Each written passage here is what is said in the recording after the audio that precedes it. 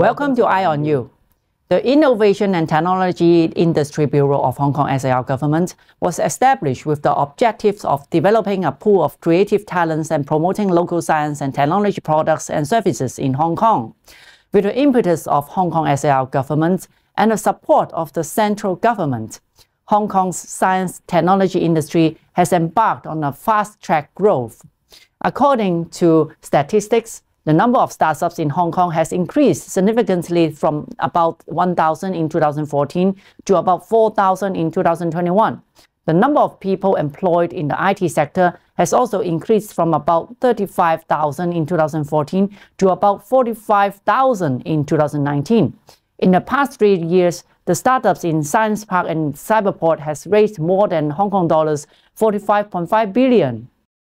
Under the innovation-driven development strategy, the flow of key elements such as capital, technology, talents, and information has accelerated in the Guangdong, Hong Kong, Macau Greater Bay Area, and with major projects emerging and our INT capacities continuously advancing, it is very important for Hong Kong to capitalize on the scientific research advantages of our local universities, to give a full play to the synergy effect of the GBA and look at domestic and international capital and markets.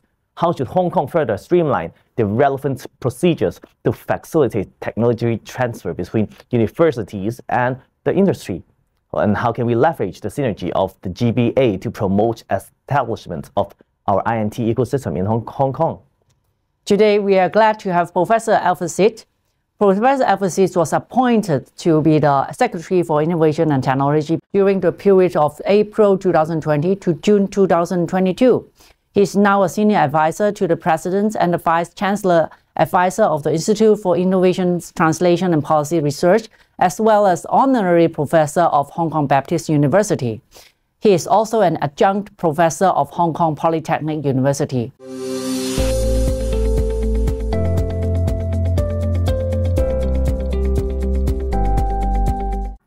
Hello, Professor Sit. Welcome to our show today. Thank you. It gives me the great honor to join this show. Thank you, Everett. Thank you, Eunice. So we know that you are expert in innovation and technology. And so why is it so important for Hong Kong to build as an innovation technology hub? Well, Eunice, thank you for your excellent question. I have worked in the government for more than 40 years. I deeply believe whenever the government needs to promote some new project and put forward some new idea, we need to engage our stakeholders and we need to solicit their full support before we can really successfully implement all the new measures. So now we go ahead to promote and develop Hong Kong as an international innovation and technology center. The reason behind is that traditionally Hong Kong has 4 major pillar industries. They are trading and logistics, financial services, tourism, as well as professional and producer services. They give strong driving force for economic development of Hong Kong and give us quite good job opportunities for our people. But they are not without challenges. You may see tourism under the COVID, it suffered a lot. And also, for financial services, we do have our own limitations. While it represents about more than 20% of our GDP. But the job for and from the financial sectors is only less than 10. So it means that we need to find some new source of revenue for Hong Kong as a new impetus for economic growth and also provide high value added job opportunity for our younger generation. Now, innovation technology INT is the main driving force for the economic growth in the whole world. And also Hong Kong has our own unique strength for doing so. You've just mentioned that we have a unique strength to build Hong Kong as an international INT hub. Can you share with us what unique strength we have? Thank you, Eva, for your question. In fact, Hong Kong has quite many unique strengths for developing ourselves as an international innovation technology hub. Well, under the one country, two system, we are part of China, our motherland, and which is the most fast-growing market in the world. And for Hong Kong, we are the most international city in China, and we have very good connection, established connection with the Eastern and Western world. So are always well known and attractive global investment and talents. So we have some very unique advantage under the one country, two system We have independent legal and judiciary system. Rule of law is always a core value of our governance. We have very simple taxation, which is very easy to understand. Doing business in Hong Kong is also very convenient. Flow of capital and information has no restriction in Hong Kong at all. Not to mention, we are very strong in basic research. We have 5 universities among the top 100 universities in the world. So we are good at artificial intelligence, robotics, and life science. There are many technology areas that we can focus on and develop Hong Kong. So to become an international innovation technology hub, we cannot do it by ourselves. So what is the collaboration with the Greater Bay Area? As we know that Shenzhen has a high-end innovation area for themselves. So how do we have different collaboration and opportunity with the Greater Bay Area? Well, Eunice, we have to understand, despite we do have a lot of unique strength for developing ourselves as an international R&D center, we have our own limitations. We have a population of only 7 million. The market is very small. And also, we are lack of land. So if we want to translate our research result into commodity, we need to have a large-scale manufacturing plant. We don't have the land at the present moment. So we need to cooperate with our Greater Bay Area counterparts, our partners, so that we can have more synergy to support ourselves, the whole GBA, to develop GBA as the international global innovation and technology center. Hong Kong can offer our strength, for example, basic research, and for Shenzhen, Dongguan, and Guangzhou, they are also good at applied research, prototype development, and large-scale manufacturing, and advanced manufacturing. That's a lot of synergy that we can achieve for our cooperation with GBA counterparts. With the backing of the GBA, I believe that there is a lot of potential for us to develop our IT sector. So how can we improve the synergy with the GBA? Wow, that is a very good question, and it's always in my mind. So I think the most important is that we have to facilitate the movement of those major ingredients for developing I&T. For example, talents, people movement, capital movement, data and information movement, and exchange of facilities. So we need to facilitate all such movement so that we can really achieve the synergy effect. So how do you see the future of the Hong Kong and Shenzhen Innovation Technology Park? Eunice, the park is in the Loop area, just next to Shenzhen, at the northern side of Hong Kong. It is a very strategic location. When we talk about cooperation, so we need to have people movement, we need to have a data exchange. The Loop area, the Hong Kong and Shenzhen Innovation Technology Park, is exactly at such strategic location that can facilitate all such movement. Now we have 87 hectare area in the Loop area for developing the park. And with the development of the Northern Metropolis, the 17 Telepole, we are going to have another 150 hectare, in addition to the 300 hectare of area in Shenzhen side. Altogether, we are going to have 540 hectare area to develop our Shenzhen Hong Kong Innovation Technology Zone. I'm very confident. I have heavy confidence that in future we can make use of that strategic location, the Hong Kong Shenzhen Technology Park, to make Hong Kong proud in the I&T development. We always have these ideas on the technology park, but what kind of technology or what kind of business will it attract into this technology park? Well, we have to examine our own strength. As what I just mentioned, Hong Kong is good at artificial intelligence, robot, as well as life science.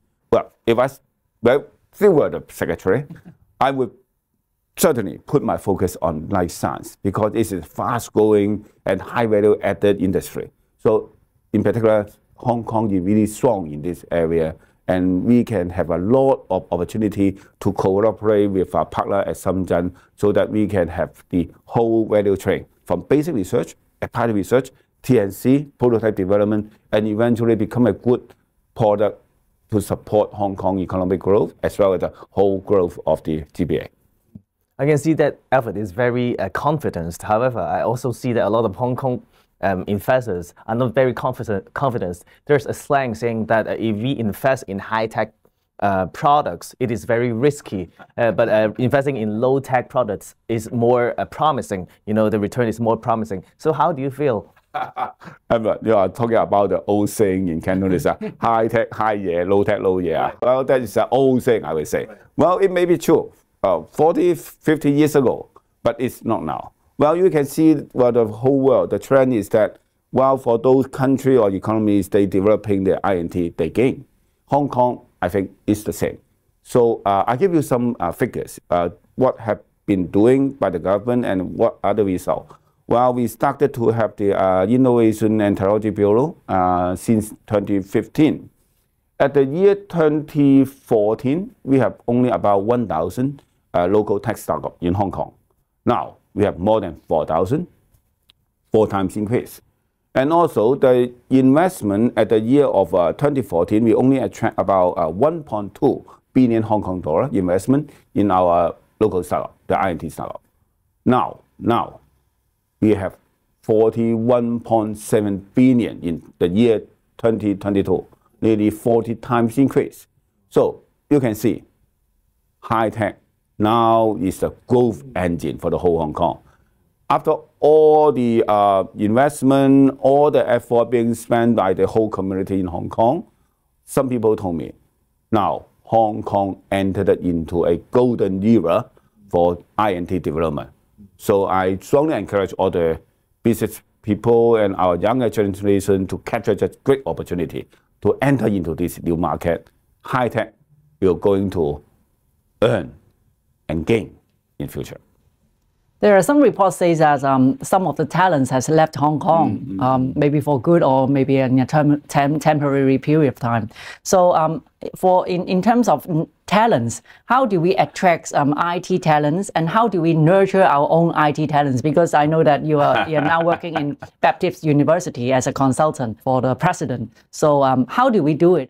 Well, Eunice, people movement is quite a common phenomenon in globalization. Well, Hong Kong is the same. Hong Kong has no restriction at all on the movement of its citizens. So you may go and come back. So, but you are right. We need to strengthen our capability to attract and nurture our innovation technology talent.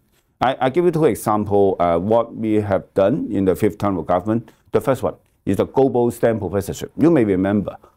Well, in fact, it's very simple. We make use of the good reputation and good connection of our local university and give them more financial support for them to attract some top-notch researchers and scholars to work in the Hong Kong universities. So it achieved very great result. Only in 1 or 2 years' time, we attract more than 100 top-notch scholars and their research team to come to Hong Kong to work with us. So attract the talent. And the second scheme I would like to give as an example is the Hong Kong Research Clusters. So the idea is, again, it's very simple.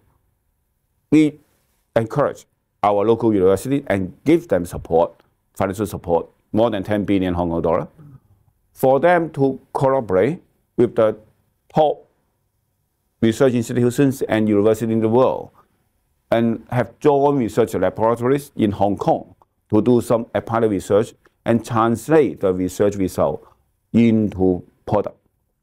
Nowadays, we have altogether 28 numbers of Hong Kong Research Clusters joint lab. And we put more than 1,000 top-notch and potential researchers working in Hong Kong, including the overseas, mainland, and local researchers.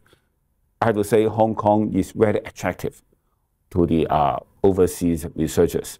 So we have the backup of our motherland as a fast-growing market and give them the opportunity to develop. And also the environment, the ecosystem in Hong Kong is also good for them. And they are very familiar with Hong Kong, understand very well Hong Kong under the rule of law. They have very good copyright protection. And so that is a good foundation for us to develop Hong Kong as an INT center. As a former secretary for innovation and technology, how do you feel or how do you rate the current government and how would you advise them to do better? I'm not in the position to give them any advice, but if I were still the secretary, I would focus on three major areas. One certainly is to support our R&D sector to commercialize their product. We have good basic research, but if we need to translate the basic research result as a driving force for economic growth, we need to have product. So we need to support them in commercialization. That's the point one. And the second point is that we need to strengthen our synergy with our mainland partner, in particular the GBA area, Greater Bay Area. And the third is to enhance, reinforce our global connection, because we have to remember that one of the key strengths for Hong Kong is that we are the gateway between our motherland and the whole world. So we need to strengthen our global connection. That's a few major. I'm very pleased to look at the sixth term of government, the current term of government. They are also focusing on these areas. So we are working on the same direction. There's a continuity of our policy.